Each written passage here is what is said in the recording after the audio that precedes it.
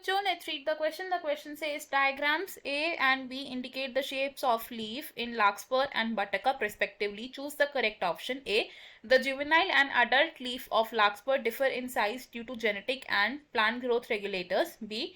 Both leaf of buttercup differ in size due to genetic and intercellular factors. C. Both larkspur and buttercup leaf size variation in is due to habitat plasticity. D. None of the above. Question में हमें दो diagrams दिए हैं, diagram A and diagram B. Diagram A में हमें क्या indicate किया गया है? The different stages of leaf in larkspur. And diagram B में हमें एक्सप्लेन किया है different leaf shape in buttercup plant. हमारे पास 4 ऑप्शंस हैं, हमें इन ऑप्शंस में से एक करेक्ट आंसर को चूज करना है. तो इस क्वेश्चन में हमारा की कॉन्सेप्ट क्या यूज हो रहा है? The key concept for this question is plasticity. तो प्लांट प्लास्टिसिटी को हम किस तरीके से एक्सप्लेन कर सकते हैं? प्लास्टिसिटी होता है जब एक प्लांट का फिनोटाइप चेंज होता है in response to different factors. तो it is the change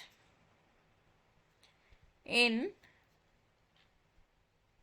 phenotype of plant in response to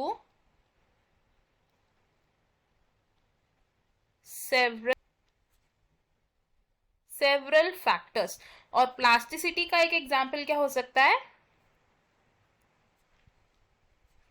heterophylly. Heterophylly क्या होता है? Heterophylly is the change in the shape of leaf at different stages. अब जो heterophylly होती है ये दो तरीके की हो सकती है. 2 टाइप्स ऑफ हेट्रोफिली. 2 टाइप्स की हेट्रोफिली कौन कौन सी होती है? फर्स्ट होती है developmental heterophylly and second is environmental heterophylly. Developmental heterophylly होती है ड्यू टू इंट्रिंसिक फैक्टर्स. और इंट्रिंसिक फैक्टर्स में क्या क्या इंक्लूड होता है? genetic factors and the effect of plant growth regulators.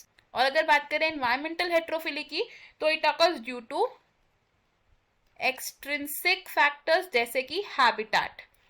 अब developmental heterophilia हम किस में ऑब्जर्व करते हैं? It is observed in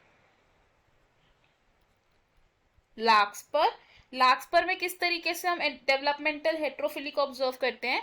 लार्कस्पर plant में क्या होता है? जुवेनाइल फेज में और अडल्ट फेज में जो लीफ की शेप होती है प्लांट में वो डिफरेंट होती है.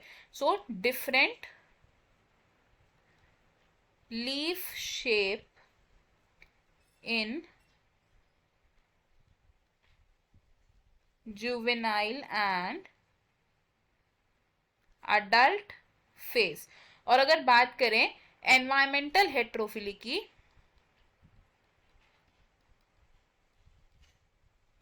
तो एनवायरमेंटल हेट्रोफिली हम ऑब्जर्व करते हैं इन बटरकप प्लांट. बटरकप में इस तरीके की हेट्रोफिली कब ऑब्जर्व होती है? जब डिफरेंट हैबिटेट में जो लीफ की शेप है वो कैसी है? इस डिफरेंट. तो हमारे पास जो क्वेश्चन दिया था उस क्वेश्चन में हम क्या बता सकते हैं कि ऑप्शन ए करेक्ट है because juvenile and adult leaf in larkspur एक दूसरे से डिफरेंट होती है due to genetic factors and plant growth regulators की वजह से. बाकी के ऑप्शंस हमारे क्यों रॉन्ग है अब ये देखते हैं. Option B says both leaf of buttercup differ in size due to genetic and intercellular factors. ये ऑप्शन रॉन्ग है बिकॉज बटरकप में जो लीफ का डिफरेंस है it is due to habitat and not because of intercellular और genetic factors. Option C भी wrong होगा because it says both larkspur and buttercup leaf size variation is due to habitat plasticity. लेकिन larkspur में leaf का जो difference है वो habitat plasticity की वजह से नहीं है. And option D none of the above भी रॉन्ग होगा बिकॉज हमारा एक ऑप्शन करेक्ट है which is option A. I hope you understood it well. All the best. Thank you.